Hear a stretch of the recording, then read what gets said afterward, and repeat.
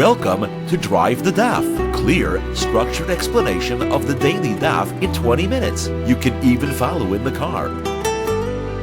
Sukkah Daf Nun Dalid is focusing primarily on the blowing of the trumpets during the avoda in the Beis Hamikdash. As we have seen, our last Mishnah listed the minimum and the maximum amount of trumpet blowings that there were.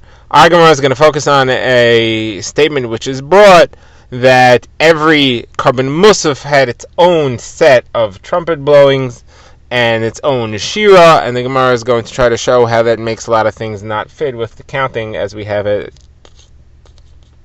calculated. But before we get into that, the Gemara has a brief comment. We have a contradiction between two Mishnayos. There were 12 trumpet blasts, 4 sets of 3, as part of the Simchas Beis HaShe'eva. In our most recent Mishnah, it listed the 12 as 3 at the upper gate, 3 at the lower gate, 3 at the filling of the water, and 3 on the side of the Mizbeach. Now, that doesn't fit with the previous Mishnah, that didn't list anything at the side of the Mizbeach, and instead said that there were 3 on the 10th step. So Gemara wants to know what's going on here. The Gemara says it's a Machlokes Tanaim. The Gemara quotes a Brisa that shows it. Rabbi Eliezer ben Yaakov said that there were 3 at the side of the Mizbeach and none on the 10th step. And the Tanna Kama says that there were 3 on the 10th step and none at the side of the Mizbeach. The Gemara explains the Machlokes somewhat. The Gemara says, because they blew at the top step, so Rabbi Eliezer ben Yaakov says there's no reason to blow on the 10th step. The top step was the gate, and the bottom step was the gate. There was no reason to blow halfway or a third of the way. Now, the Tanna Kama though says, what's the reason to blow at the side of the Mizbeach? They blew when they filled up the water, and they blew when they poured the water. There's no reason to blow randomly at the side of the Mizbeach. That's why they each disagree with each other. Okay, now the Gemara is going to get into how many trumpet blasts there were. The Gemara quotes a statement of Rav Acha bar Chanina, who came from the south. He brought a brisa with him, and in his brisa he said you could learn from a pasuk that each Karban Musaf had its own set of trumpet blowings. Where do you learn that? So the Brisa doesn't really clarify. The Brisa just says that there's an extra word yisku, an extra word, and they should blow. It says Bnei Aaron HaKahanim yisku b'chatzotzos, the sons of Aaron the Kohanim blow the trumpets. The Gemara says the word yisku didn't have to be here because we just said earlier skata machatzotzos alo l'sechem v'al ziv cheshal meichem. So you could have just said that the Kohanim are the ones to do it. You don't have to say blow again. That extra phrase is to teach that we blow them by the Karban Musaf. So Rav Acha bar Chanina explained it that each different Musaf has its own set. It's not just that if you have Karbanos Musaf you blow once for all the Musafim. If you have different Musafim on the same day, each has its own Shira, and each year has its own set of blowing. Now the Gemara is going to try to ask a number of questions on this as to how the calculation of blowings fits. So first of all, let's go through what the numbers are. So standard every day with nothing special happening, there were 21 shofar blowings. That were 3 to start the day off, 3 to call people to the avoda. That was the first thing. Then there was a Karban and a Talmud in the morning, Karban and a Talmud in the afternoon. Each Karban had 9 shofar blowings during the shira of the Levium. That's 9 and 9 and 3, that's 21. So that's the standard minimum that there was every day. Now, if there was a Karban Musaf, that's another Karban, that's another 9. If there was Simchas Beis HaShe'eva, then as we said, that's another 12. So it could come out that you have another 9 for a Karban Musaf, another 12 for Simchas Beis HaShe'eva, and on a Friday there was another 6. There was another set of 6 up to 3 to tell people to stop working, and 3 to herald the coming of Shabbos itself. So again, standard 21, plus 9 for a Karban Musaf is 30, so let's say it was on a Yontif, there could be 30. If it was Simchas Beis HaShe'eva, is another 12, we're up to 42, and if it was a Friday, we're up to 48. And the Mishnah that we've seen says that there was at least one circumstance in which there were 48, and that's if all these things happened together. It was a Sukkot, which came out, it was a Friday of Sukkot, and you had Simchas Beis HaShe'eva, you had Karban Musaf, you had Erev Shabbos blowing, you had all these things together. Now the Gemara is going to try to show that these numbers don't work out according to Rav Acha, who says that there are multiple blowings for each Karban Musaf that you have. So the first challenge that the Gemara has is that why do you have to tell me that the most it could possibly be is on Sukkot, which is on a Friday, where you have 48. If you have Sukkot Shabbos, that comes up to be 51. Because you don't have the 6 that introduced the coming of Shabbos, but you do have 9 for the Korban Musaf of Shabbos. You have a separate Korban Musaf for Sukkot, a separate Korban Musaf for Shabbos. So you lose 6, but you gain 9 for the Korban Musaf of Shabbos, and therefore you should end up with 51. So how could our Mishnah say that the most it could be is 48? So Gemara has 2 answers for this. Rav Zera says the answer is that on Shabbos they didn't blow the minimum 3. The first 3 that start every day with introducing and waking people up for the avodah, you didn't blow that on Shabbos because it's Shabbos and there's no reason to blow that. It's not derech Shabbos, it's not part of an avodah. Rava says this is not a good answer. It's only said by somebody referring to Rav Zera, who doesn't care about whether his flour is well ground or it's not so well ground, meaning to say he's not careful in what he says as an answer. So Rava spells out there's 2 problems with this. First of all, even if you'll take away 3, you'll still end up with only 48. That doesn't make it any better. Because our Mishnah said that the case of at 48 is when Sukkot is Friday. You're telling me that there's another case of at 48, Sukkot is Shabbos. It should have said that. If there's another case of 48, it should have said that. And it would teach me this Chiddush. It would teach me the Chiddush that there are 9, that there are separate trumpet blowings for each Korban Musaf that Rav Acha bar Chanina said. Besides for that, you have another kasha that you can't tell me that they didn't blow the 3. Our Mishnah said that there was 21 minimum every day. You're telling me Shabbos they didn't blow it? The Mishnah doesn't agree with you. It said specifically that there's 21 every day. So therefore, Rava says a different answer. Rava says that there was no Simchas Beis Sheva on Shabbos. If it would be Shabbos, you would lose the 12 of Simchas Beis Sheva, and therefore you would have far less than 48. Okay, the Gemara goes on to its next kasha. Another example where, according to Rav Acha, you should come up with 48 or more. So Gemara says on Shabbos Rosh Hashanah. Shabbos Rosh Hashanah is also Rosh Chodesh. So the Gemara says, so then you have 3 Karbonos Musaf, which means you should have 3 times 9, you should have 27. So besides for the main 21, you should have another 27 for a total of 48. Our Mishnah doesn't say that there's any other examples where there are 48. So the Gemara says, no, it's not a problem. This is another example where there's 48. It's not a problem. Our Mishnah just didn't list them all. And the reason it didn't list that one is because it wanted to teach the opinion of Rabbi Elazar ben Yaakov that you blow on the side of the Mizbech, which is different than our previous Mishnah. I said I wanted to be able to introduce that. That's why it mentioned this. Okay. So you could have 2 examples which are 48. The Gemara says, no. You can't just have 2 examples which are 48. If the Mishnah said an example of something and it only said 1, it can't leave out just 1. We have a rule, if you're leaving something off a list, you have to leave 2 or more. So show me something else that was left off the list. Another situation in which you have 48 blowings that was not on the list. So the Gemara says, I'll show you. Erev Pesach. There were 3 shifts of Karbanos on Erev Pesach, bringing the Korban Pesach. Each shift said Hallel, and at the beginning of each Hallel, they blew the trumpets 3 times. Now, the shift went through Hallel a number of times. It went through Hallel up to 3 times. That means each Hallel had 3 trumpet blowings, 3 Hallels per shift, is 9 trumpet blowings per shift. 3 shifts comes up to 27. So you had an additional 27 then.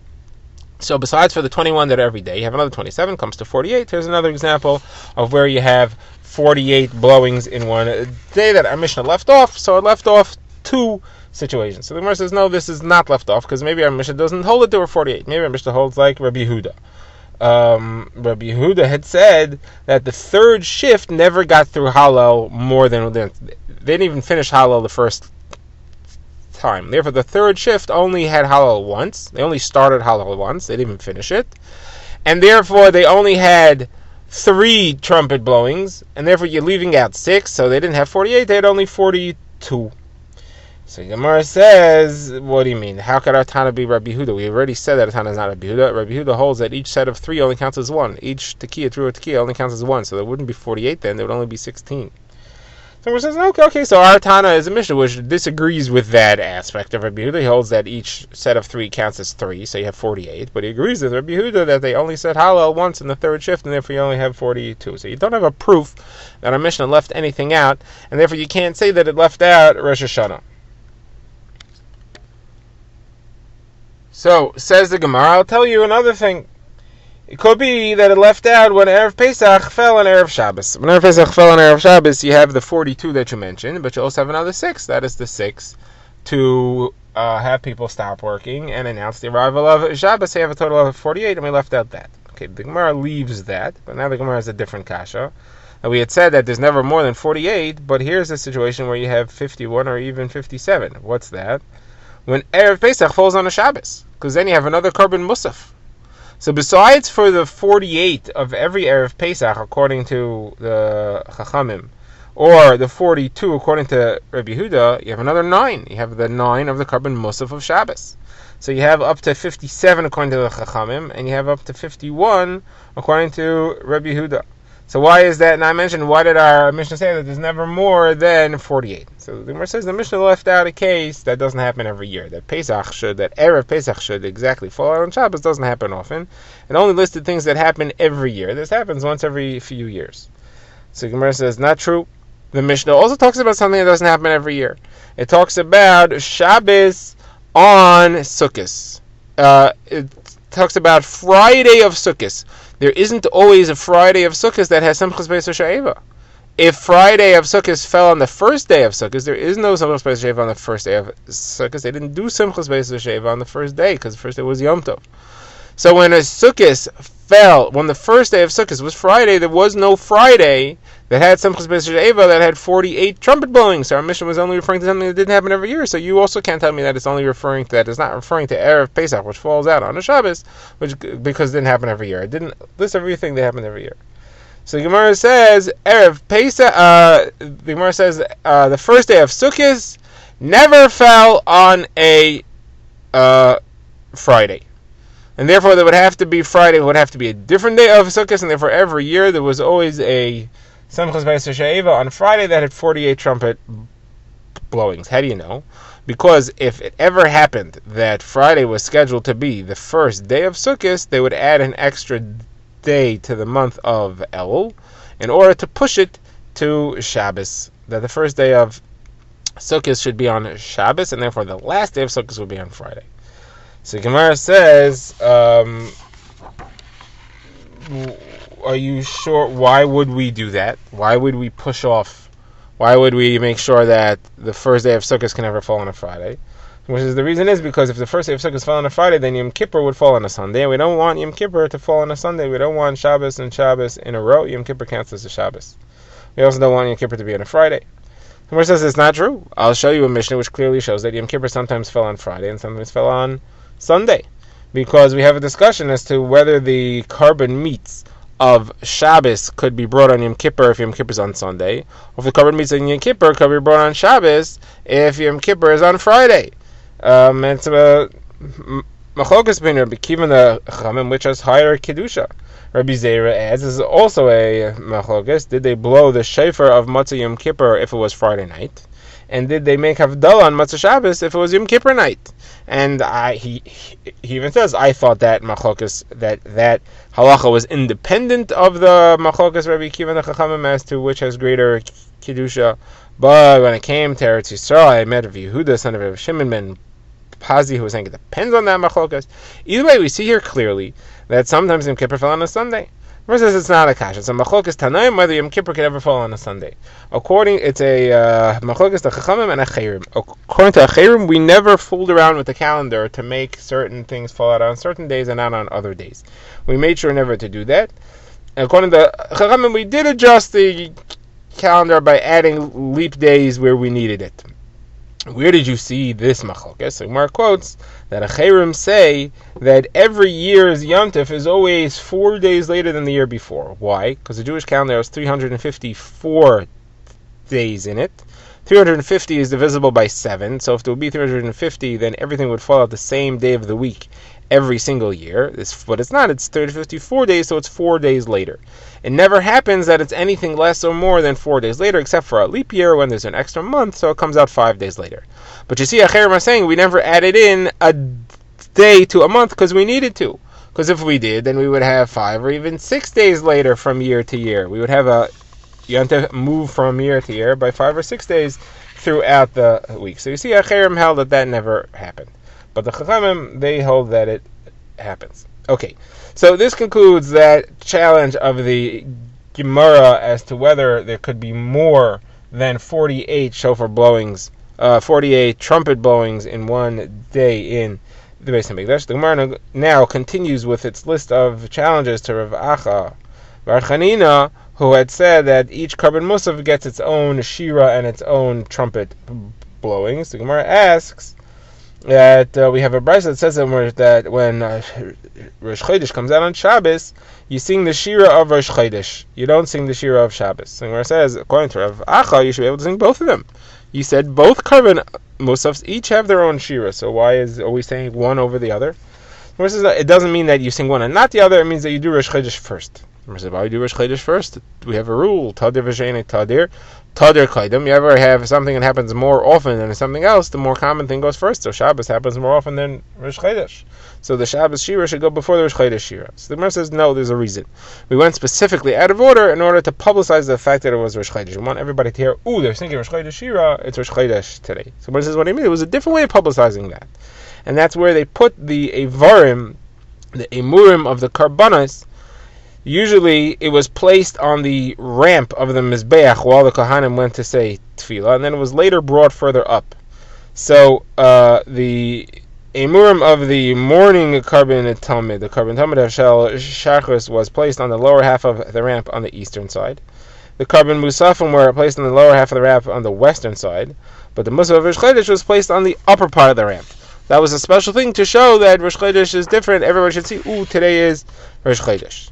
So why do you need another thing that they sing the shir first? So the Gemara says, no, you need both. You need both indications because some people missed one of them. And therefore we did both of them, and that's how we publicized that today is Rosh Chodesh. But it really had nothing to do with, we did not replace them, and therefore there is no problem on Rav Acha that why can't you do both shiras? We did do both shiras. All we're saying is which one comes first. Drive the Daf is a project of the Grand Woodlands Shul and is presented by Rabbi Yitzchak Landa. Find us on YouTube or subscribe to daily emails by emailing drivethedaf@gmail.com.